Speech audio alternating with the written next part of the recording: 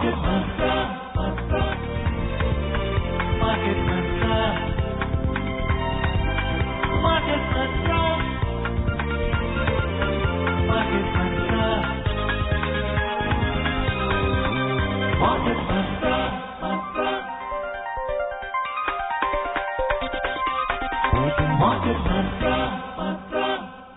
evening, listeners, and welcome to another edition of Market Mantra, in which we give you a complete update on the economic news of the day. And today being Saturday, we'll also be taking calls from you, our listeners, on any queries that you may have on business, economic, and stock market matters. But do remember that as a policy, we don't address company or stock-specific queries. You can call us on 2331 4444, 2371 7106, and our third dedicated line is 2371 7117.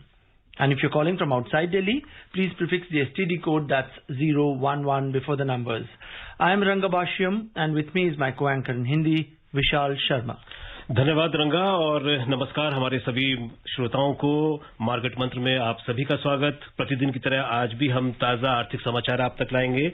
आज शनिवार है और हर शनिवार की तरह आज भी हम आपके प्रश्न सीधे प्रोग्राम में शामिल करेंगे। आर्थिक, व्यापारिक और शेयर बाजार से जुड़े किसी भी मुद्दे पर आप जानकारी प्राप्त कर सकते हैं। यहां आपको बता दें कि हम किसी विशेष कंपनी या स्टॉक के बारे में आपको कार्यक्रम में जानकारी नहीं दे पाएंगे। सवाल पूछने के लिए आप इन नंबरों पर हमें फोन कर सकते हैं 23314444, 23717106 और तीसरा नंबर है 23717117। हमारे दिल्ली से बाहर के श्रोता इन नंबरों से पहले 011 लगाना ना भूलें। सवालों के जवाब देने और चर्चा के लिए आज हमारे साथ कार्यक्रम में ऑनलाइन आमंत्रित हैं बाजार विश्लेषक शरद कोहली। कोहली जी नमस्कार, कार्यक्रम में आपका स्वागत। नमस्कार। सबसे पहले हेडलाइंस के साथ है रंगा। Thank you, Vishal. The top stories. Benchmark domestic equity indices logged modest gains during the week ended yesterday. Sensex finishes below 51,000 mark, while the NSE Nifty settles above 15,000 level. And rupee logs 24 paise weekly appreciation against the US dollar. कल समाप्त हुए कारोबारी सप्ताह के दौरान प्रमुख घरेलू सूचकांकों में हल्की बढ़त दर्ज। सेंसेक्स 51,000 के नीचे हुआ बंद, जबकि निफ्टी रहा 15,000 के स्तर के ऊपर। और पिछले सप्ताह डॉलर के मुकाबले रुपया 24 पैसे मजबूत हुआ।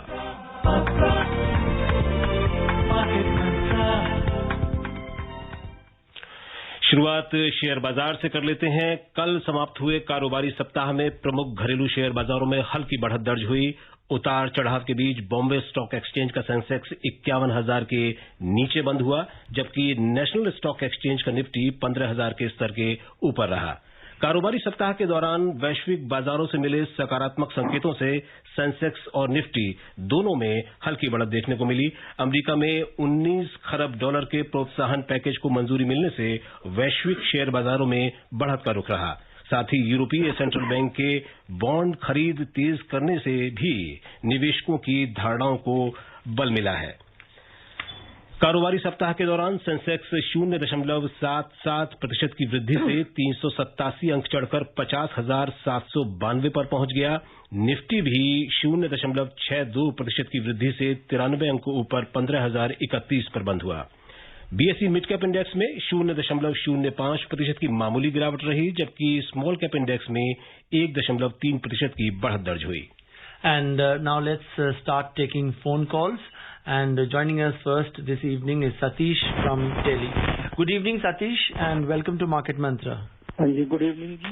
Go ahead with your question. मैं चाहता हूँ शरद जी, जैसे कई बार कई देशों में जो गरीब देश है वहाँ पे काफी मात्रा में सोने की खाने या सोने के पहाड़ मिलते हैं, लेकिन फिर भी उसके बाद उनकी इकोनॉमी में कोई बदलाव नहीं आता, वो गरीब के गरीब ही रहते हैं। जैसे अभी जो ये कोंगो में पहाड़ मिला है, इससे क्या उनकी कुछ स्थिति बदल पाएगी सर, ये बताइएगा। धन्यवाद। सतीश जी, बिल्कुल आपका सवाल बड़ा वाजिब है। देखिए, जिन देशों में सोने की खानें मिलती हैं वहां पर पहली बात तो कितना उसमें से सोना निकलेगा इसकी कोई निश्चितता नहीं होती है। मतलब उसमें ये सोने का ऐसा नहीं होता कि पूरा का पूरा पहाड़ ही सोने का है। मशीन्स और इक्विपमेंट्स के द्वारा ये पता लग जाता है कि यहाँ पर सोना है। उसकी तलाश, उसकी माइनिंग सालों तक चलती है, उसमें कई एक्सपर्ट्स लगते हैं। उसमें से कितना सोना निकलता है ये एक अलग बात है। दूसरा उस माइन को ठेके पर दे दिया जाता है, कॉन्ट्रैक्ट पर दे दिया जाता है। तो जो देश में माइन निकलती है उसको एक लम सम अमाउंट ठेके का मिल जाता है। उसके बाद उसमें जितना सोना निकलता है अंदाजे से वो उसको बेचता है, मतलब अंदाजे से ठेके का अमाउंट डिसाइड हो जाता है। तो जी हाँ, कुछ हद तक माली हालत देश की सुधरती है, इसमें कोई दो राय नहीं। आपने देखा होगा जिन देशों में ऑयल की रिजर्व हैं, खासकर खाड़ी इलाके में या लैटिन अमेरिका में, और खासकर खाड़ी के देश, वहां पर उनकी माली हालत बहुत अच्छी है। तो ये मात्रा पे डिपेंड करता है कि कितनी मात्रा में वो रिजर्व वहां पर पड़ा हुआ है। तो सोने की खाने इतनी नहीं होती जो आपने कहा, जैसे पहले सुमेरु पर्वत होता था, पूरा का पूरा ही सोने का होता था, हम माइथोलॉजी में पढ़ते हैं। तो ऐसा नहीं होता है, उसमें कितना सोना मिलना है इस पर निर्भर करता है। पर कुछ फर्क अगर ऐसा रिजर्व किसी भी देश में मिल जाए, उसकी इकोनॉमी पे कुछ ना कुछ उसका पॉजिटिव इम्पैक्ट अवश्य पड़ता है। जी, और अगले कॉलर हमारे दिल्ली से हमारे साथ जुड़ गए हैं सिद्धार्थ जी, कार्यक्रम में आपका स्वागत। नमस्कार सर। जी नमस्कार। सर मैं ये जानना चाहता हूँ कि जैसे गोल्ड के रेट नीचे आ रहे थे पिछले वीक में लगातार, जी, तो उसमें क्या आगे संभावना है गोल्ड रेट में? और दूसरा, जो सॉवरेन गोल्ड बॉन्ड आए थे, अब भविष्य में कब आने की संभावना है? और रेट गोल्ड के कहाँ तक जाने की नीचे या ऊपर अभी संभावना लग रही है? देखिए सिद्धार्थ, गोल्ड बहुत ही अच्छा एक निवेश का साधन रहा है हमारी अगर हम परंपरागत इसको दृष्टि से भी देखें तो हालांकि पिछले आप 2-3 साल देखें तो बहुत अच्छा गोल्ड ने रिटर्न दिया है। हाल में जो आप गोल्ड में गिरावट देख रहे हैं, जिसके कारण आपके मन में शंका ये अवश्य आई होगी, क्योंकि एक समय जहां गोल्ड 55-56 हजार रुपए टच कर गया था, आज गोल्ड 45 हजार से भी नीचे ट्रेड कर रहा है। उसका कारण है कि जो यूएस में लिक्विडिटी आई, जिसके कारण गोल्ड बढ़ा कोरोना लॉकडाउन में। गोल्ड का जो मित्र है वो है अनिश्चितता, अनसर्टेनिटी जिसको हम कहते हैं।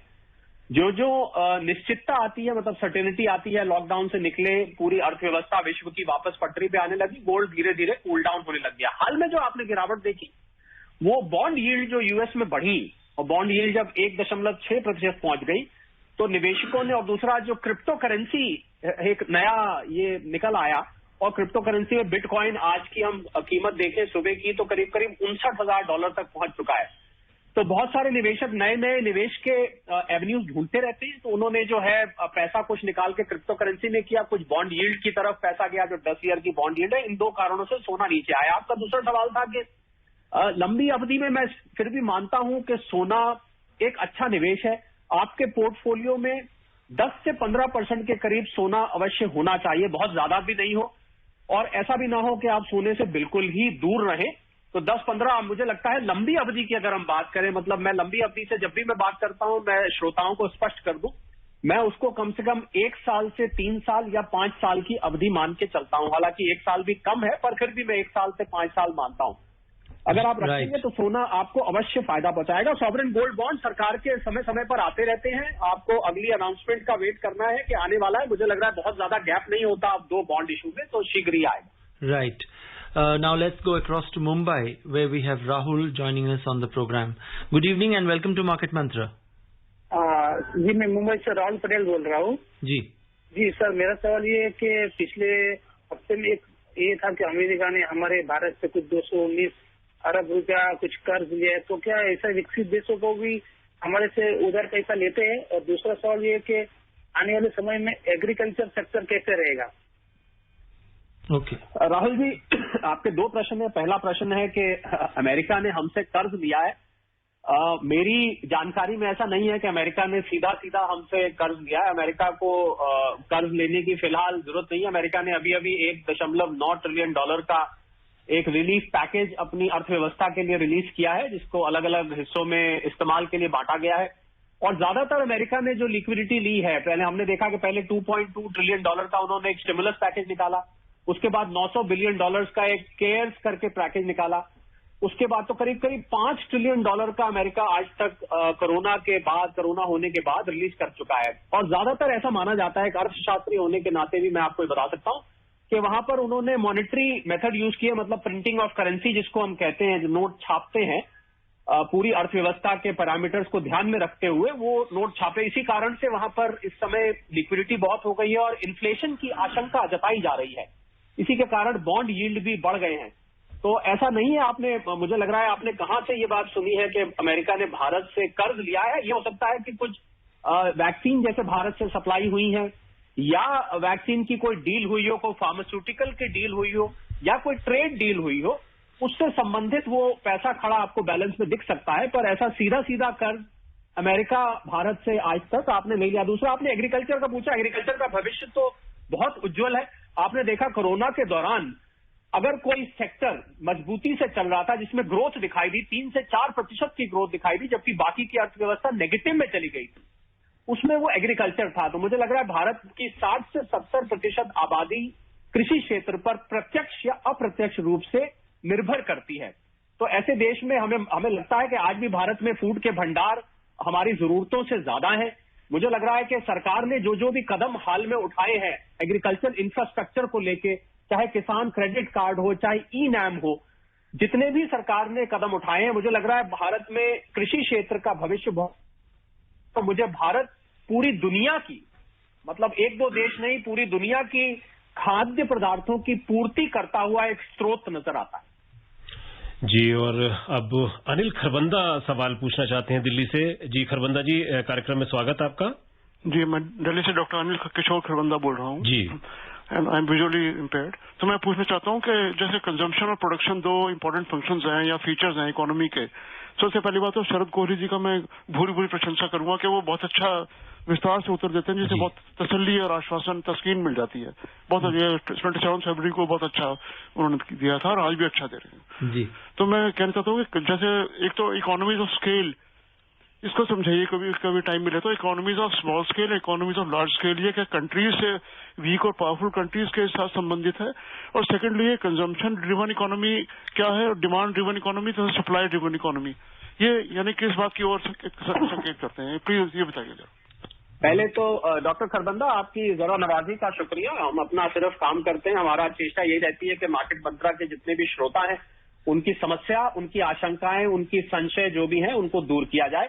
आपने पूछा कि इकोनॉमी, आपने बहुत जो पूछा है बहुत उसके लिए विस्तृत एक्सप्लेनेशन चाहिए, क्योंकि बाकी भी कॉलर्स क्यू में लगे होते हैं, तो बहुत लंबा जवाब तो मैं आपको नहीं दे पाऊंगा। हालांकि मेरा मन कर रहा है देने का, पर समय की सीमा देखते हुए देखिए, इकोनॉमीज ऑफ स्केल होता है जब आप किसी भी प्रोडक्ट का उत्पादन बहुत बड़े स्केल पर करते हैं, ज्यादा करते हैं, तो आपकी कॉस्ट ऑफ प्रोडक्शन उससे कम हो जाती है। जो उसकी क्वांटम बढ़ता जाएगा, आपकी कॉस्ट कम होती जाएगी। इकोनॉमीज ऑफ स्केल होता है यही। इसी को आप स्मॉल स्केल और लार्ज स्केल में एक्स्ट्रापोलेट करके देख सकते हैं। आपने पूछा कंजम्पशन ड्रिवन इकोनॉमी। भारत की जो इकोनॉमी है वो मुख्यतः एक कंजम्पशन ड्रिवन इकोनॉमी है, क्योंकि वहां करीब 60% जो जीडीपी है वो कंजम्पशन से बनती है। तो कंजम्पशन ड्रिवन इकोनॉमी का मैंने आपको पहले, शायद आपने पहले सुना होगा, उसका एक कैरेक्टरिस्टिक होता है कि बहुत जल्दी रिबाउंड करती है। जैसे ही लोग सामान खरीदना, डिमांड वापस आती है, वैसे ही आती है। डिमांड ड्रिवन जो इकोनॉमी होती है वहां पर लोग, भारत जहां कंजम्पशन होती है अनिल जी, वहां पर डिमांड भी साथ में चलती है। सप्लाई ड्रिवन इकोनॉमी ऐसा कोई टर्म नहीं होता है, पर एक्सपोर्ट ड्रिवन इकोनॉमी या मैन्युफैक्चर ड्रिवन इकोनॉमी होती है। जैसे चाइना एक मैन्युफैक्चर ड्रिवन इकोनॉमी है, एक्सपोर्ट ड्रिवन इकोनॉमी है। यूरोप के जो देश हैं वो भी कंजम्पशन ड्रिवन है, बहुत ज्यादा वहां पर चीजों का उत्पादन नहीं होता है। तो मोटा मोटा मैंने आपको बता दिया। बहुत विस्तृत के लिए अगर कभी हमें और आपको मौका मिलेगा FM गोल्ड के माध्यम से, तो आपको बैठ के मैं विस्तार से इसको खोल कर बता सकता हूं। फिलहाल के लिए आपको इसी में संतुष्ट रहना पड़ेगा, बाकी श्रोताओं के इंटरेस्ट में। Sure. And let's move on and take our next caller. We are joined by Simran from Delhi. Good evening and welcome to the program. Yes, Simran, do we have you online? Yes, sir. Yeah, go ahead, put your question. तो actually मैं ये पूछना चाहती थी कि अभी मैंने finance में थोड़ा सा करना स्टार्ट किया था, तो मेरा क्वेश्चन ये था कि ये mid cap, medium, mid cap, small cap और लार्ज कैप की क्या मीनिंग होता है इसका? यस शरद। यस सिमरन, आपने बहुत अच्छा सवाल पूछा, क्योंकि इन शब्दों का जिक्र मुझे नहीं लगता कोई भी मार्केट मंत्रा का एपिसोड होता है जिसमें शायद इनका कभी जिक्र ना आता हो। जी हाँ, आपको हम बता देते हैं, small cap, mid cap, market capitalisation होता है कि जो आउटस्टैंडिंग शेयर्स होते हैं मार्केट में किसी भी कंपनी के, उसको जब आप मार्केट प्राइस से मल्टीप्लाई करते हैं तो उसको कहते हैं मार्केट कैपिटलाइजेशन। उस मार्केट कैपिटलाइजेशन का शॉर्ट फॉर्म को हम कहते हैं कैप, जो कैप। अब स्मॉल कैप होता है जो 5,000 करोड़ तक की जो मार्केट कैप की वैल्यू होती है, उसको हम स्मॉल कैप कहते हैं। 5,000 करोड़ से 20,000 करोड़ की जिन कंपनियों की आउटस्टैंडिंग शेयर्स हैं उनको हम मिड कैप कहते हैं, और 20,000 करोड़ से ऊपर की जिन कंपनीज की मार्केट कैपिटलाइजेशन होती है उनको हम लार्ज कैप कहते हैं। तो सिमरन, आगे से जब भी आप ये शब्द सुने, चाहे म्यूचुअल फंड्स के संबंध में या शेयर मार्केट के संबंध में, अब आपको तुरंत पता लग जाएगा कि small cap, mid cap, large cap company किस ओहदे में आती हैं। जी, और अब जितेंद्र फोन लाइन पर हैं नई दिल्ली से। हेलो। हाँ, this is Jitendra from New Delhi. Good evening to the entire team and especially the expert who is really great in all respects. Now my question is that what is your view on the footwear sector, number one, and number two, the new economy stocks, like India Mart maybe, or FL or Root Mobile, although we cannot name. So these stocks are having very high PE, around 80, 90. So what is your opinion? Should we buy right now or should we wait? Please tell.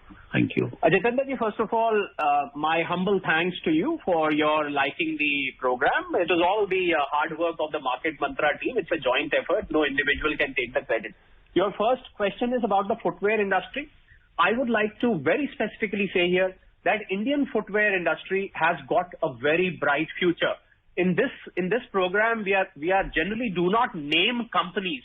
Otherwise, I have the companies at the back of my mind, which I can tell that during the lockdown, this was one sector which was maybe not formal footwear or not party footwear, but daily use footwear and usual normal footwear was doing exceedingly well. And some of these companies have really, their bottom lines have increased, have done better than before. The top lines have done better, and the future looks still better. So first of all, the footwear companies' future is very bright. You can pick up a good stock which is undervalued, where the PE multiple is low. That will be a very good investment. Your second question was, or second part of the question was, that what happens to the new economy, which is like companies like, which are into information technology, companies which are connected with the e-commerce.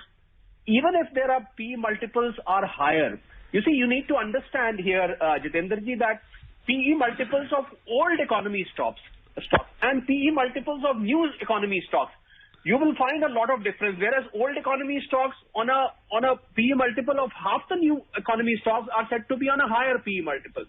Whereas the new economy stocks, despite the fact that their PE multiples, as you rightly said, their PE multiples are higher, even then they promise a brighter future, because the potential of growth in these new economy stocks is massive. You see, 65% of India's population, Jitendra ji, is below 35 years of age. And these new economy stocks primarily target the younger population, information technology, e-commerce, the number of online orders your children place. You are still used to going back to the shops and the malls and so on and so forth. But then, so therefore, even if they are at high PE multiples, you have to be choosy. If you choose the right stock, despite PE multiple being higher, you can look forward to a very, very interesting growth, and your investment may give better return. Right. Now let's go across to Bhopal, where we have Shankar joining us on the program. Good evening and welcome to Market Mantra. Good evening, Akoli. Good evening, Market Mantra team. Yeah. One of the prominent economists of India has said that banking transaction tax will ease out everybody, and it will increase the revenue of the government. How far this is true, and why, if this is true, the government is not implementing, and इस चक्कर में क्या tax की lobby, जो tax consultant की lobby है, वो और सरकारी तंत्र है, वो नहीं चाहता क्या? ये कारण है या और कोई कारण है, या ये this is a wrong perception? आप जरा क्लियर कर दीजिए. Thank you. Okay. Shankar ji, you have raised a very debatable issue. In fact, during demonetization, I remember some economists had given this suggestion that you should probably go for banking transaction tax.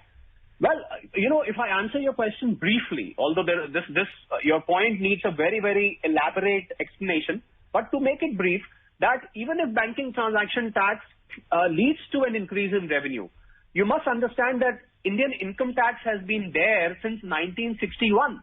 And it is so deeply imbibed in our economic system, 12 to 13 lakh crores of annual collection of income tax, with a very vast infrastructure across the country. People used to it. People have, I'm sure you must have grown up watching, listening, paying income tax later. So it is not very easy to transition into a radically different field, or take a paradigm shift into a completely different area. Well, I'm sure, when you start discussing alternates to something which is very deeply imbibed in your economic system, it does take a few years. The transition and the thought process itself is a very, very long drawn process. So therefore, God willing, I myself am one of the I favor banking transaction tax at a personal level. Although I know that it is not there is no lobby or anything, there is nothing called a lobby because banking transaction tax तो बहुत लोग अभी जानते भी नहीं है. तो अभी लॉबी कहाँ से बनेगी? टैक्स पेयर्स और टैक्स कंसल्टेंट्स वगैरह जो हैं वो गवर्नमेंट से अलूफ होते हैं. मुझे लग रहा है उसमें जाने में बहुत कठिन काम है और कभी होगा या नहीं होगा हम अपने फिंगर्स क्रॉस करके रख सकते हैं. पर हालांकि मैं ये मानता हूं कि एक अच्छी सलाह थी. Right. And before we take more calls, let's take a look at the forex scenario.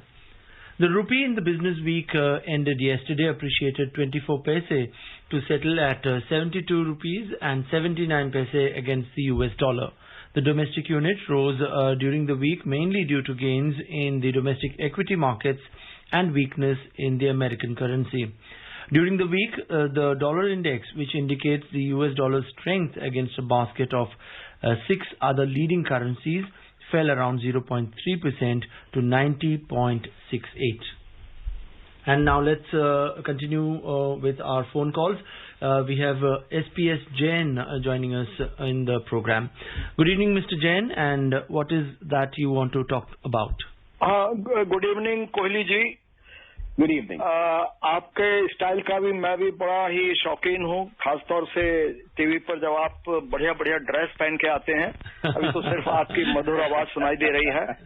एक मेरा डाउट और एक मेरा सवाल यह है कि यूएस ने 1.9 ट्रिलियन अभी रिलीफ पैकेज दिया है. 1 या 1.5 मिलियन का पहले भी दिया था, तो ऑलमोस्ट उनका 23 ट्रिलियन इकोनॉमी है. तो करीब करीब 1/10 उन्होंने नए नोट छाप के सर्कुलेशन में डाल दिए. तो as a one time India, क्योंकि ये जो हमारी प्रॉब्लम है, इमरजेंसी है कोरोना की, 1 in 100 years है, तो हम लोग ऐसा क्यों नहीं कर सकते हैं 1 in 100 years? जैन साहब, पहले तो आपकी जरा नवाजी का शुक्रिया. मुझे ज्यादा अच्छा लगता आप मैं जो बात बोलता हूँ उसकी करते, बस आपने कपड़ों का किया उसके लिए भी शुक्रिया. काश हम रेडियो में देख सकते कि हम क्या पहनते हैं. एनीवे, आपने बात करी यूएस की. देखिए, यूएस ने पहली बात तो आपको मैं ये बताऊं कि $5 ट्रिलियन अब तक डाल चुके हैं. $2.2 ट्रिलियन उन्होंने पहले स्टिमुलस पैकेज दिया, उसके बाद उन्होंने $900 बिलियन का एक केयर्स करके पैकेज दिया. अब 1.9% का उन्होंने ये अब पैकेज दिया है. कुल मिला के $5 ट्रिलियन. तो आपने बिल्कुल ठीक कहा, 22-23 बिलियन डॉलर की यूएस इकोनॉमी है. करीब करीब 20-25% वो डाल चुके हैं नोट छाप के. देखिए, अब और अमेरिका की अर्थव्यवस्थाओं को हमें सीधी तरीके से कंपेयर नहीं करना चाहिए. क्यों? इसलिए नहीं करना चाहिए कि वो एक विकसित देश है. वहां की आबादी कुल 33 करोड़ है. भारत की आबादी 133 करोड़ है. 133-35 करोड़ लगा लें. करीब करीब हम 100 करोड़ लोग ज्यादा रहते हैं भारत की भूमि पर. दूसरा, वो अमेरिका की जो इकोनॉमी है उसके स्ट्रक्चर में फर्क है. देखिए, होता क्या है, जब आप नोट छापते हैं तो सबसे बड़ा रिस्क क्या होता है कि इन्फ्लेशन, महंगाई की दर बढ़ने का डर होता है. अगर भारत में देखिए महंगाई की दर थोड़ी भी बढ़ती है, हम देखते हैं लोग सड़कों पे आ जाते हैं, हल्ला मच जाता है. जबकि जो एक विकसित देश होता है, जो एक डेवलप्ड इकोनॉमी होता है, उसमें इस नोट छपाई को, अगर मैं देसी भाषा में, आसान भाषा में बोलूं, इस नोट छपाई को एब्जॉर्ब करने में आसानी रहती है. हालांकि मैं जैन साहब आपको एक और बात बताना चाहूंगा, जिससे आपको बताकर, जिसको सुनकर आपको बिल्कुल पता लग जाएगा कि अमेरिका में जो बॉन्ड यील्ड बढ़ रही है 1.6% हो गई है, जिसकी वजह से डाउ जोन्स, नेस्डैक, S&P, सारे जो वहां के इंडेक्सेस हैं उनमें बहुत वॉलेटिलिटी आ गई है. इन्फ्लेशन का खतरा, आपने बिल्कुल कहा, 100 साल में अगर एक बार कोई ऐसी मुसीबत आती है तो उन्होंने ये जो $5 ट्रिलियन छापे हैं, इसके कारण वहां पर लिक्विडिटी इतनी ज्यादा खड़ी हो गई है कि जो अमेरिका का जो फाइनेंशियल थिंक टैंक है, उनको ये समझ नहीं आ रहा कि अब इस लिक्विडिटी को कम कैसे किया जाए. उसकी वजह से इन्फ्लेशन का खतरा बन गया है. तो आप ये मानिए कि इन्फ्लेशन वहां पर बढ़ सकती है. तो भारत ने एक प्रिवेंटिव करके आत्मनिर्भर भारत प्लान निकाला, जहां पर बहुत ज्यादा लिक्विडिटी लोन के जरिए डाली गई, नोट नहीं छापे गए. मैं समझता हूं नहीं तो महंगाई इतनी बढ़ जाएगी, आपको कभी फुर्सत मिलेगी, आपको मैं जिम्बाब्वे या कुछ ऐसे देश है जिनकी मैं केस स्टडी बताऊंगा, जहां पर इन्फ्लेशन इतनी बढ़ गई कि एक ब्रेड लाने के लिए आपको बोरी भरकर नोट ले जाने पड़े थे. तो इसलिए जैन साहब, दोनों हाथों से क्षमा मांगते हुए आपसे मैं ये बताऊंगा कि भारत और अमेरिका का स्ट्रक्चर, अमेरिका का बहुत फर्क है. हमें सीधे सीधे उसमें comparison नहीं बनता है. Fine. And before we move on and take more calls, let's take a look at the US market. The tech-heavy Nasdaq fell 0.6% after rebounding more than 6% over the past three sessions as the rising bond yields revived inflation worries and dulled the appeal of high-growth technology shares. The S&P 500 and Nasdaq posted their biggest weekly percentage gains since early February after President Joe Biden signed a $1.9 trillion fiscal stimulus bill on Thursday. On the other hand, the recent rise in U.S. Treasury yields has raised fears of a sudden tapering of monetary stimulus and put downward pressure on Wall Street in recent weeks. The yield on the benchmark 10-year note hit 1.642% yesterday, the highest level since February last year. However, after signing of the stimulus bills, the Dow Jones Industrial Average climbed 0.9% and the S&P 500 added marginally by 0.1%. RS Dahiya अब phone line पर हैं नई दिल्ली से। Hello sir, नमस्कार जी। नमस्कार। First of all I want to express my appreciation for the today's expert. He is not giving stereotype answer, he is giving a real analytical answer. I am really impressed. I request market mantra team to call him more often. जी, sure. Please go ahead, put your question. My question is that as on today, petrol and diesel prices are all-time high, and against this, the GST collections have increased significantly, and all central government employees, DA has been frozen, railway senior citizen concession has been withdrawn, and like that there are many things. Why the government is not listening to the common man that the petrol and diesel prices should be reduced? Mr. Dahiya, first of all, I am humbled by your appreciation, and from the bottom of my heart, I thank you. Going to your question, you see, it's a very pertinent question, and everybody, in the country is talking about that. You will be surprised, Mr. Dahiya, that even in the government corridors, this particular question is being discussed. And if you've seen the recent statement coming from the finance minister and some of the other ministers of the ministerial group, they are also saying, because the problem with petrol and diesel is that 85% of the country's requirements, they are imported. So with the crude reaching $70, I think it is putting a pressure on countries' import bill, and the oil marketing companies are forced to increase the prices. But having said that, the VAT and the excise component of petrol and diesel is almost 55 to 60% on petrol and diesel respectively. Now, if it is brought under GST, then definitely petrol diesel prices will come up. But because we live in a country where there is cooperative federalism, and GST is based on cooperative federalism, therefore, I think the states and the center are already deliberating that, and I think in the next GST council meeting, fingers crossed, Dahiya साहब आपके मुंह में घी शक्कर, और कि काश हम अगली GST council meeting में जब सारी states के और finance ministers और हमारी वित्त मंत्री साहिबा बैठेंगी, तो वहां पर हो सकता है इस पर डिस्कशन हो, और आने वाले समय में इस पर बहुत डिस्कशन हो रहा है. शायद ये GST के अंदर आ जाए, हमें पेट्रोल डीजल में राहत सुनने को मिले. तब तक के लिए आपकी बात से हम सहमत हैं, पर देश भी मजबूर है, देश की इकोनॉमी भी इस समय मजबूर है. 100 साल में ऐसी मुसीबत पहली बार आई है. थोड़ा थोड़ा हम सबको झेलना पड़ रहा है. जी, और अभी हमारे श्रोता मुंबई से रविंद्र लाइन पर बने हुए थे, लेकिन रविंद्र जी, हम आपसे क्षमा चाहेंगे, कार्यक्रम का समय समाप्त हो रहा है. आज आपका कॉल हम नहीं ले पा रहे हैं. कोहली जी, आप कार्यक्रम में शामिल हुए और आपने इतनी उपयोगी जानकारी दी हमारे श्रोताओं को और इतने संतुष्टिपरक उत्तर दिए, इसके लिए आपका बहुत बहुत धन्यवाद. And we'd also like to thank all our callers for their active participation in today's program. And before we close, a quick look at the top stories. Benchmark domestic equity indices log modest gains during the week ended yesterday. Sensex finishes below 51,000 mark, while the Nifty settles above 15,000 level. And the rupee logs 24 paise weekly appreciation against the US dollar.